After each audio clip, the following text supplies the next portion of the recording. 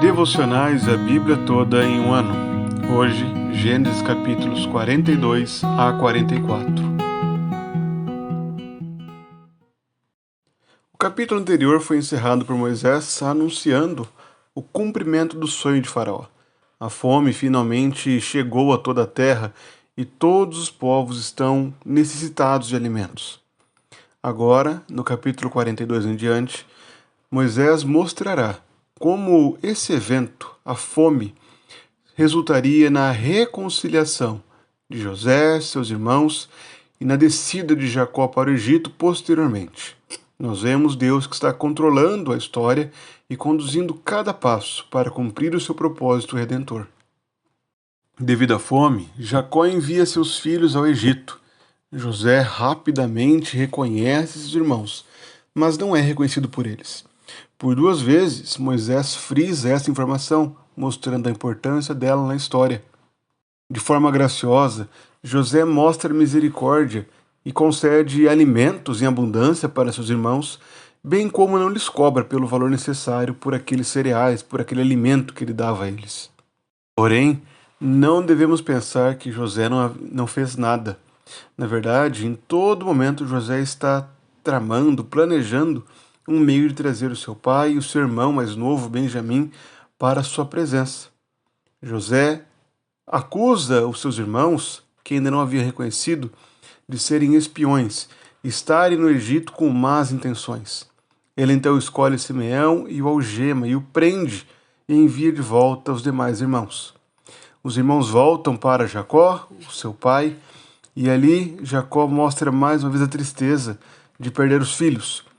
Ele lamenta, dizendo que José já se foi e que Simeão agora também está preso, e lamenta se desespera diante da realidade do chamado de Benjamim. José havia convocado Benjamim para que fosse ao Egito, e isso causa pavor a Jacó, por medo de perder o seu filho.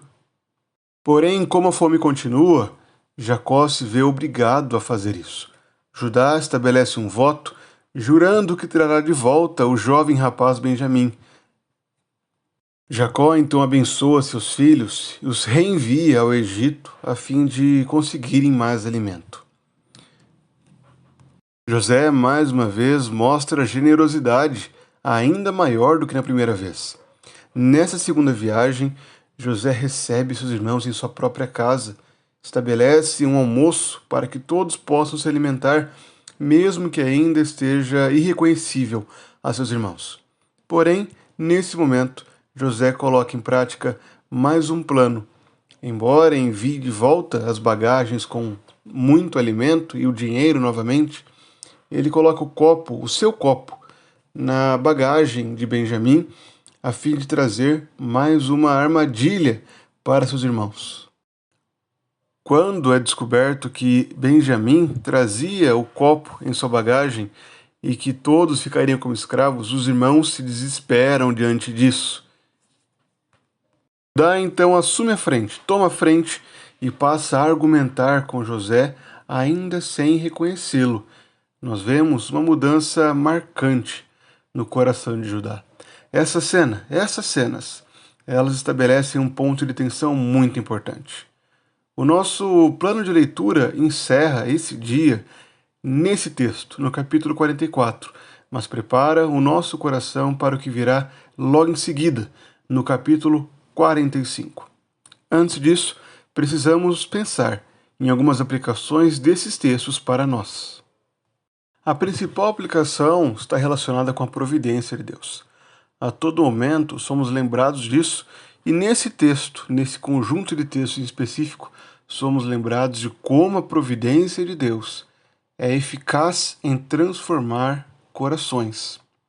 Nós vemos uma mudança drástica na vida dos irmãos de José, principalmente na postura de Judá. Judá foi justamente quem propôs a venda de José para a caravana de ismaelitas, para aqueles que levariam José ao Egito. Mas agora, diante da possível prisão de Benjamim, Judá toma a frente e passa a argumentar pelo bem do seu irmão, procurando preservá-lo. Nós vemos uma mudança notável no coração desse homem, Deus tem trabalhado no coração dos irmãos. A todo momento eles têm se mostrado preocupados com o juízo de Deus. A todo momento se lembram de que o sangue de José, de que o pecado que cometeram estava trazendo consequências. Deus disciplina o seu povo. A disciplina não deve ser vista como ódio de Deus, como Deus odiando e punindo e sendo agora mal com o seu povo. Pelo contrário, Deus se disciplina aos filhos a quem ama. O autor aos Hebreus nos lembra: se nós não somos disciplinados, é mau sinal, é sinal de que somos bastardos e não filhos. Podemos notar que cada situação difícil, cada momento em que passamos, cada situação em que Deus permite que o nosso pecado nos aflija, nos traga consequências, é um sinal da graça de Deus transformando o nosso coração, trabalhando em nós, a fim de sermos aperfeiçoados no Senhor e sermos movidos ao arrependimento genuíno. Que o nosso coração esteja sempre voltado ao arrependimento. Que nosso coração esteja comprometido com o arrependimento genuíno, que abandonemos o pecado e nos apeguemos a Cristo.